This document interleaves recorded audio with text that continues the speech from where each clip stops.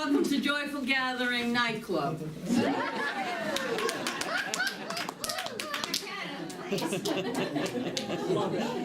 I'm in a jazz club.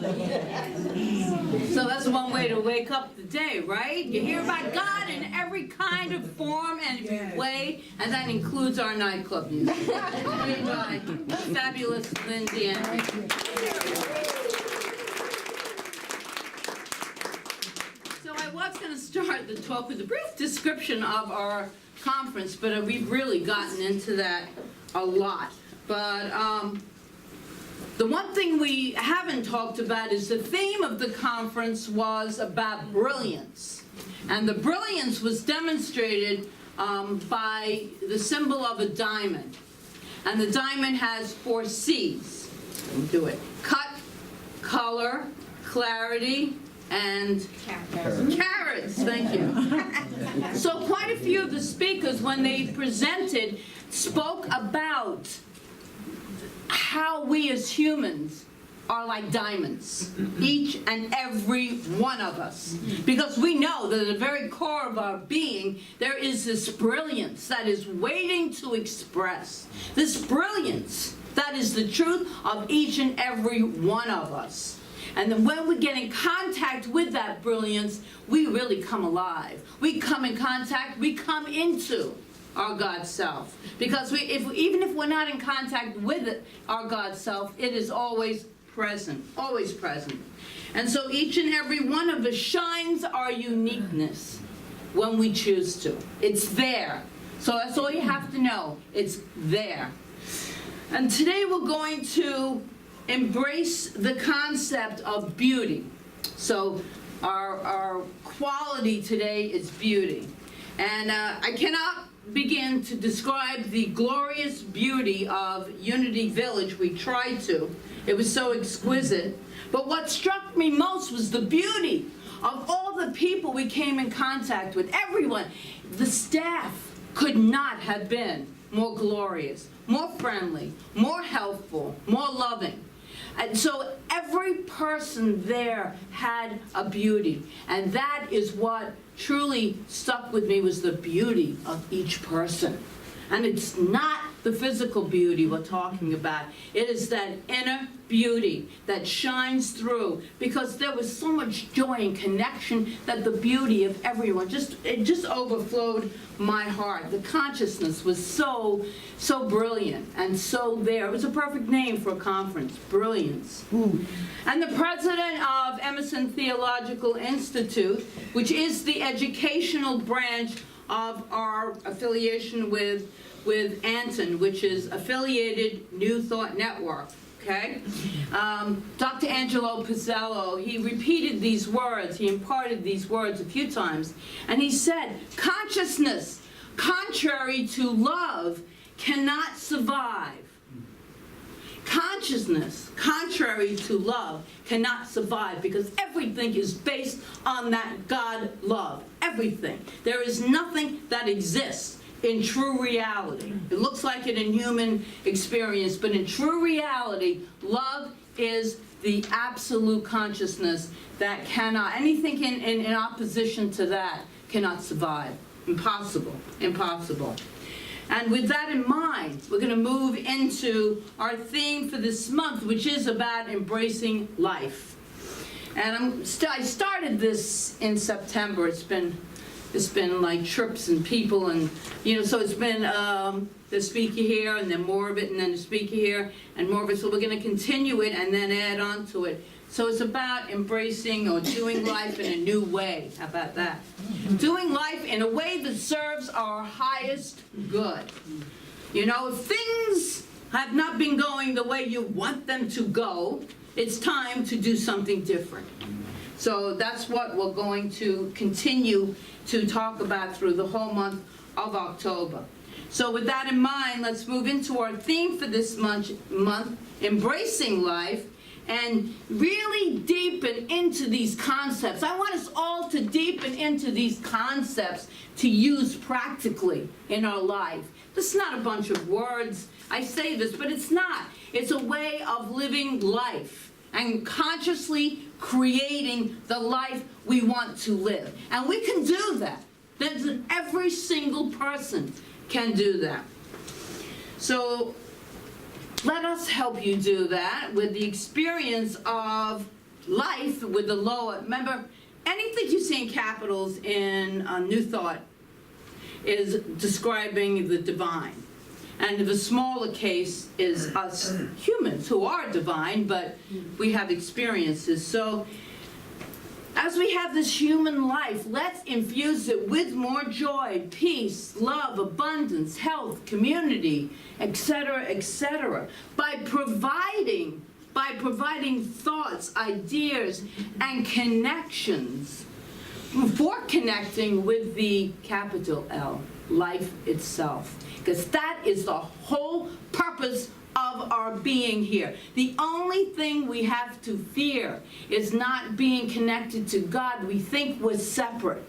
We're not. We are all part of the oneness, the unity of life itself. And so when we move into really feeling that, that's when we come alive, and that's when we can consciously create whatever it is we want to experience in life. Now, this source of all good, this substance of all that is, this divine wisdom and intelligence beyond all things is the creative force in the universe, and it's the thing that we do call God, or whatever name. Sometimes people are uncomfortable with that name. It doesn't make a difference. To me, it's a divine, beautiful, powerful energy that is all-inclusive because it's omnipresent. It's omnipotent. And it's omniscient. It's all-knowing, it's all-powerful, and it's always present. And this is the truth. I don't care what you call it. We make up words, so I don't care what we call it. It's there, and we are a part of it. We truly are a part of it. So we're doing Life this month, and part of last month, by using a book called Secrets, it's found in Greg Braden's book, The Secrets of the Lost Mode of Prayer. We've been talking about prayer. We did 2 to 3 already. And so far we've looked at a few secrets of the lost mode of prayer. And we usually review them all before I do a talk, but I'm going to do it a little differently this morning. So before reviewing them, we will take a look at the 4th secret. And then we'll put the first 3 into perspective.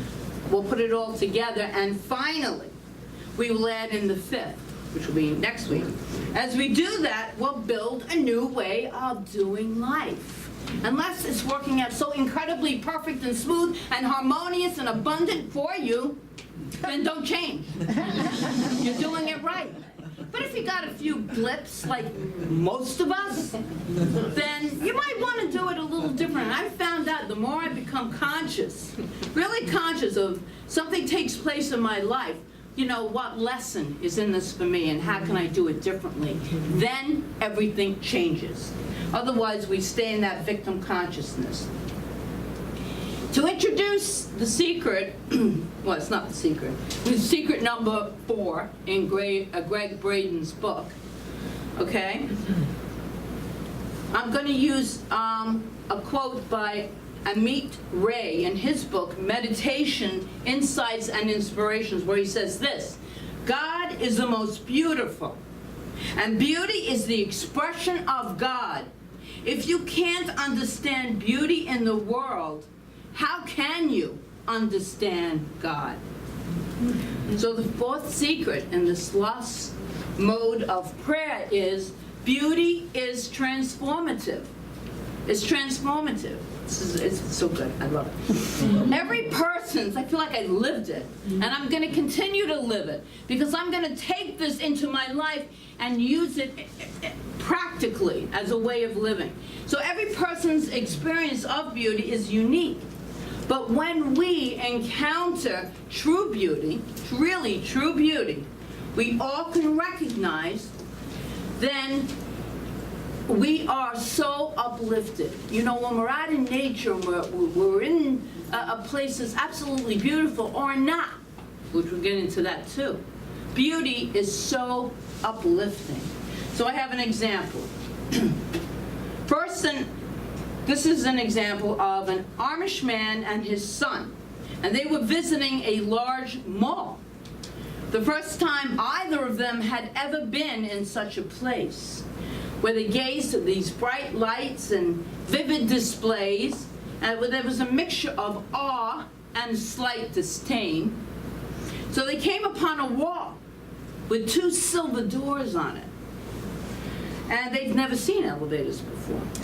Father and son watched as this very old, wrinkled, bald woman walked through these doors into that little room, and the doors closed. The Amish man and his son watched the lights above the doors as they went from 1 to 2 to 3. And then they came back down again up there to 1. And the doors opened.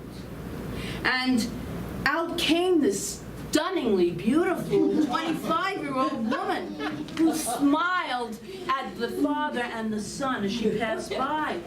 The Amish man scratched his beard for a moment, and he turned to his son and he said, "Adam, run home and get your mom."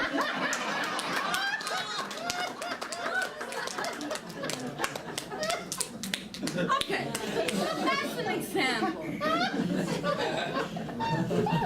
of our obsession, and we are obsessed with surface beauty, right? Yeah.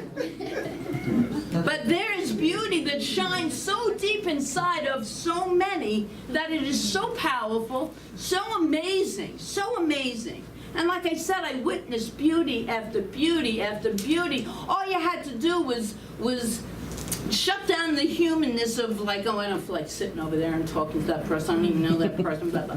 And just sit down, and a whole story was revealed to you about the person and their life, and you just felt the beauty that this person had within them, unique unto them, but beauty, true beauty. It was incredible. And so this is the beauty that imbues our heart with love. You just feel the love just flowing out of your heart. It's just amazing. But we can do this in our everyday life. So in Secrets, Braden writes this: recent discoveries in Western science now add to the growing body of evidence suggesting that beauty is a transforming power. So it's a little long, but I want you to hear it. More than simply an adjective that describes the colors of a sunset or the rainbow following a late summer storm. Beauty is an experience. Specifically, beauty is our experience. Humans are believed, this is cool, humans are believed to be the only species of life on Earth with the capability of perceiving beauty in the world around them. Think about that. I mean, your dog or your cat's not saying, "Oh man, she looks like crap today." And then they just love you. They just think you're beautiful, so they don't have that perception. You get where I'm going. All right, let me go back to Brady. He doesn't say that. Okay. Through our experience of beauty, we're given the power to change the feelings that we have in our bodies. Our feelings, in turn, are directly linked to the world beyond bodies.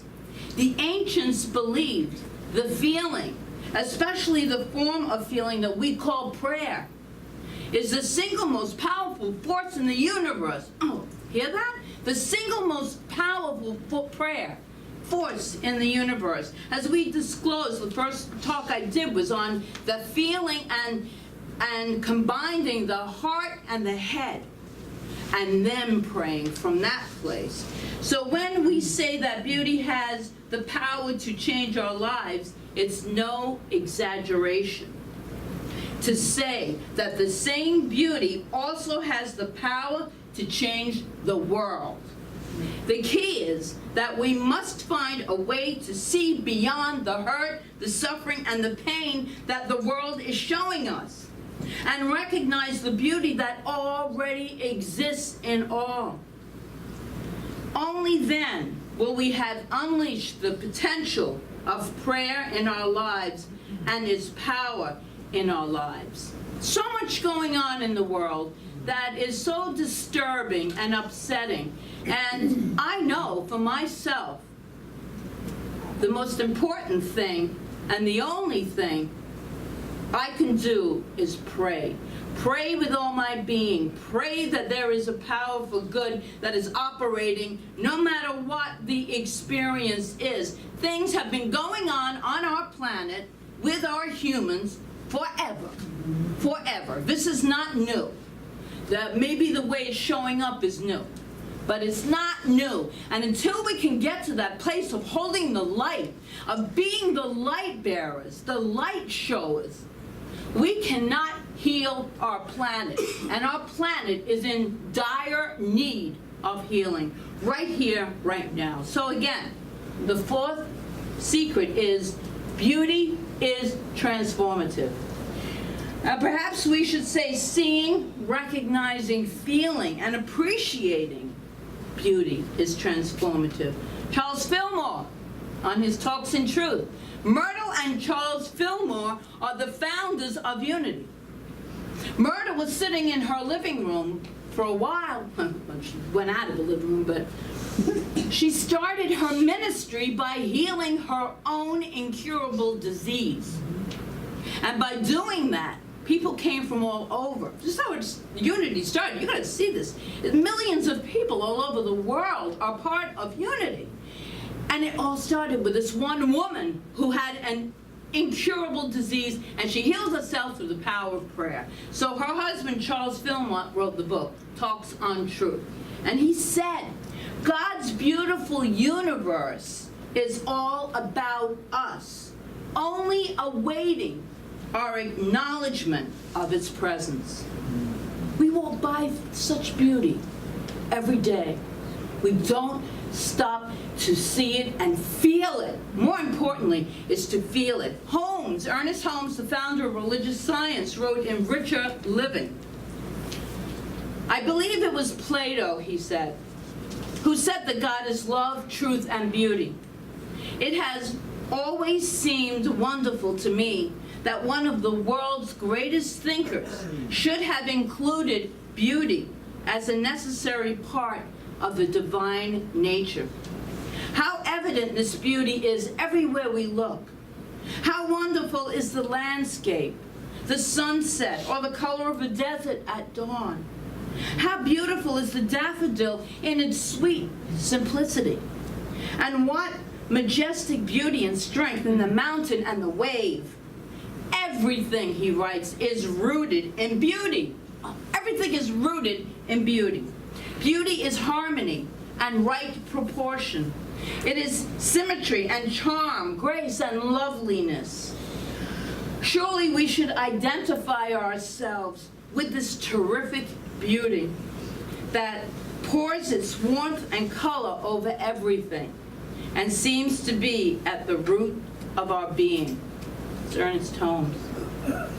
Our challenge in life, of course, is to find the beauty, to be aware of the beauty, to seek the beauty, first within, and then in every activity that we are engaged in, even walking, whatever it is, to really focus on beauty, because it's a very uplifting quality. Very. There's no greater example of finding this beauty than that of Mother Teresa, who would walk the streets in Calcutta, India, and find beauty where few people believed that beauty could ever exist. Amidst the filth of garbage and debris in the gutters, she would notice a mass of cow dung in the street and see that in that dung there would be a flower growing, and see the life in that flower and appreciate the beauty right there. She would also walk those streets and find people dying in them. People who had been outcast, who were rejected by all. Lepers, who were contagious, deadly diseases. And Mother Teresa did not care. Now, most of you know about her. She didn't care about any of that. She would go and hold them. She would go and hold them. And she was known to have said that she saw the face of her beloved Jesus in their faces. And that seeing beauty everywhere, where others did not even go near, she found the beauty.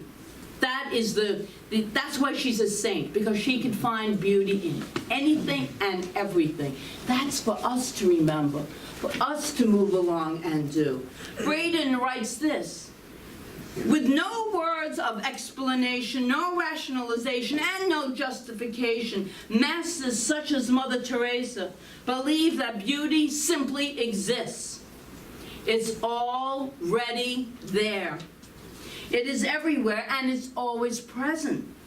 Our role is to find that beauty. That's our role, to find that beauty. Life is our opportunity to seek it out and to allow the beauty that we discover in all things, from the deepest hurts to the greatest joy, to become the standard to which we hold our lives and ourselves. Even when we're going through the suffering and the pain, if we stay open and say, dear Lord, dear God, whatever you want to call the higher power, just show me my lesson, show me some good here. The beauty will come through. Some of my darkest times in my life, I have seen the beauty that came out of that darkness, because I was aware, I was awake enough to seek the beauty, the lesson. What am I to learn here, dear God? What am I to learn to make me a better person, for me to see the beauty in this pain and suffering that's all around? Try it. Beauty can be found anywhere and everywhere. And when we find it, that's the thing. We are profoundly touched, because beauty is transformative. Isn't it a whole different take on that quality? That's a quality of God, beauty. It's a quality of the divine. We as humans have commercialized it, as we know. But it's a beauty of, it's a quality of the divine. So can anyone think for a moment where they have found beauty and the world might not be showing it? Does anyone have a quick thing to say? You're in a dark situation or a light situation. Where have you seen the beauty? We've all done it. Just shout it out.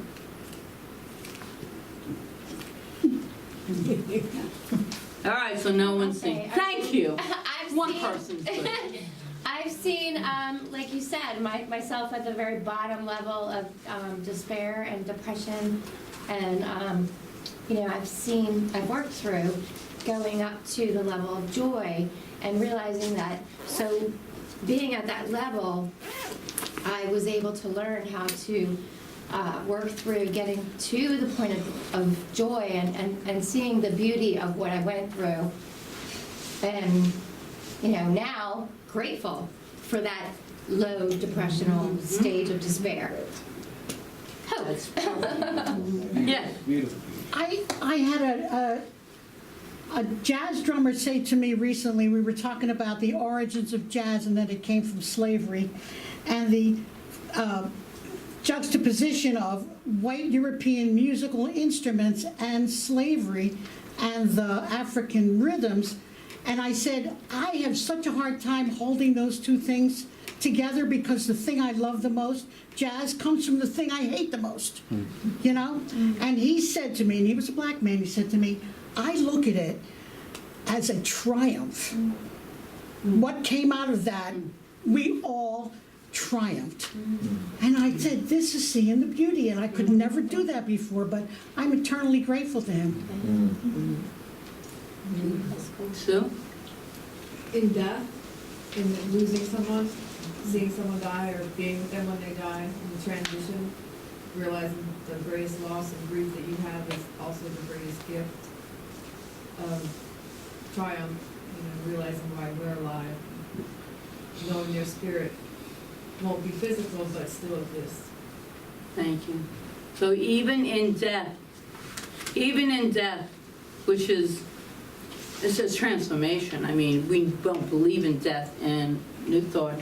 We believe in the spirit is always eternal. You know, most religions believe that in some way or another. Unless you're an atheist, then you wouldn't be in a religion, would you? So again, there is beauty in watching and holding, especially if you're consciously awake and seeing the transformation of that moment when a person leaves their body. Because you see for real that the body was so temporary, because that spirit is alive and will always be alive. It's beautiful. Amit Ray wrote this in his book: looking at beauty in the world is the first step of purifying the mind. We want to purify our mind with clarity. See beauty. It's so uplifting, so uplifting. And a pure mind and heart is the place where our powerful prayers occur. Praying from that place. That's why we like to go into meditation. We have a whole 5-step process, but it doesn't make any difference how you pray. The important thing is the feeling, the passion, and the purity of how you pray. That's the important thing. Beauty is transformative. It's transformative. And so before we get into our 5th secret, we're going to put the first 4 together. So the first one was feeling the prayer. If you weren't here, that was a really cool. And all these talks are on YouTube under my name, Rev Margaret Palagye. Tried to spell that last name, but they're up there. I have cards somewhere in the back.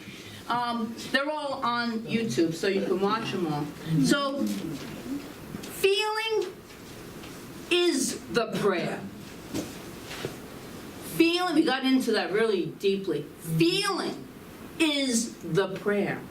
And this is the idea of moving into a place of feeling, truly feeling that whatever it is we are praying for is already done.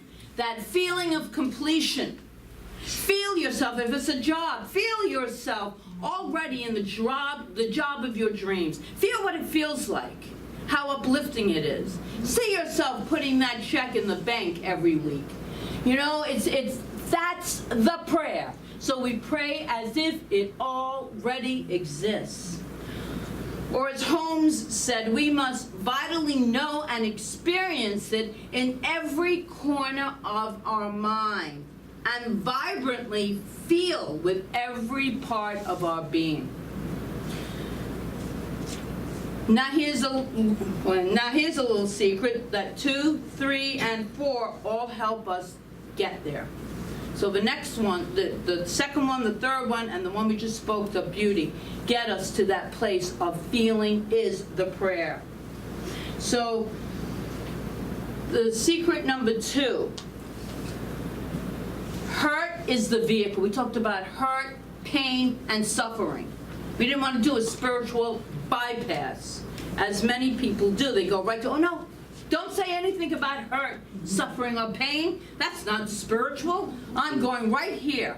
And by leaving all of that pain and suffering unaccounted for, not being felt straight through, you've done a spiritual bypass, and that's going to be in the subconscious. Hello, I don't know about you, but I'm working on clearing my subconscious. I don't want to stuff anything more down there. So we talked about, yeah, right? We want to get it. There's so much, it's limitless. The subconscious is limitless. It's infinite. So out of every painful experience, there is wisdom. Profound wisdom to be gained. So let's always remember that. Feel the pain, go through it, but don't stay in it. Move through it and get the wisdom that that experience is imparting to you. And number 3 was blessing is the release. Blessing something or someone releases us from upset, hurt, anger, frustration, whatever our emotion might be, so that we can reach a field beyond wrongdoing and right doing. And we know that forgiveness takes us there. Forgiveness is always a part of our spiritual arsenal, if you will, or a toolbox, a spiritual toolbox. Forgiveness. And then we move into today's secret, the fourth secret to the lost mode of prayer. And this should be pretty easy, because I've said it about 3 or 4 times today. Does anyone remember what it is? Just said it 3 or 4 times. Thank you. Beauty is transformative. Everybody write that down. Then you know. When we can see beauty, even when it isn't readily apparent, we are transformed from the inside out. That's where, by the way, any kind of transformation takes place, within us. Within us. Then it shows up as effects in our life. These all come together for our fifth secret, which we'll take these ideas and blend them together to create our own prayers. We'll do that next week. Prayers, communion with the divine. That work for us must have this meaning and power and feeling in it. Let the feeling be the prayer. It's already done. My body is already healed. My bank account is already full. To feel what it feels like. The mind will want to tell you how false that all is. Because in small R reality, it looks that way. But we know it's not. Even if we can't see it, it's there. And it will show up. The deeper our feeling and belief is, the quicker and more powerful the prayer will be. Okay, so we're going to create our own prayer next week. And we teach, because I told you we teach like a 5-step, I call it 6-step, but we teach a 5-step process, spiritual mind treatment, which is affirmative prayer. But any prayer, as I said before, in any denomination, in any religion, is powerful if it's given from that heart, if it's given from that deep place. Because we believe in all forms of sincere prayer. And I want to leave you this morning with a practical application of the power of prayer. And it is my deepest hope that this month we have planted, or you have planted, the seeds for a new perspective of living life, of deepening into the way you pray. Any way you pray, come from the heart. Use the mind, of course, for the words, but it's the heart. Because those seeds that you plant will sprout into effects into your life. And I know that your brilliance, the diamond within you, will radiate, will shine. I know this because I'm going to do a prayer right now. I always have to move it.